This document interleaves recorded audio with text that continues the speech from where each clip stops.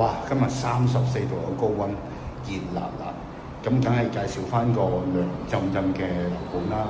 咁啊，我今日介紹咧，位於喺大水坑站晶濤灣，咁呢個屋苑咧就位於喺大水坑同埋恆安站中間。咁啊，呢個單位咧向東嘅，咁啊實用面積494尺，兩房間隔。咁啊唔阻大家啦，大家參觀下單位入邊嘅價錢。好啦，基本上呢個單位咧實用面積咧494尺咧，入到嚟基本上就完全唔需要裝修啦。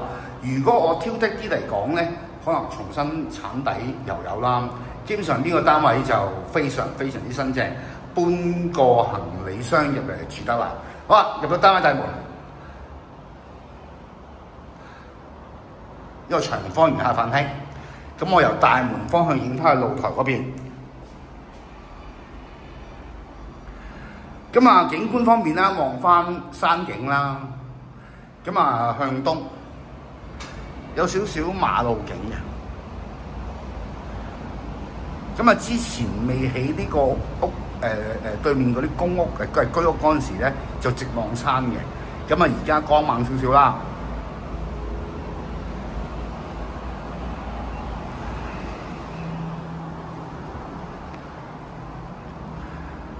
咁啊，廚房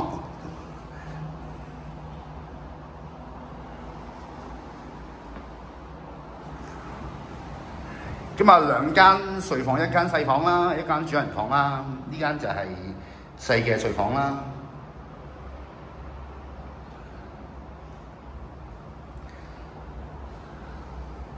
洗手間。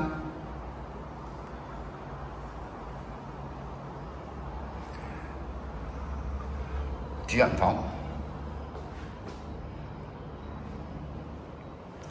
其實呢間屋個私隱度都好高。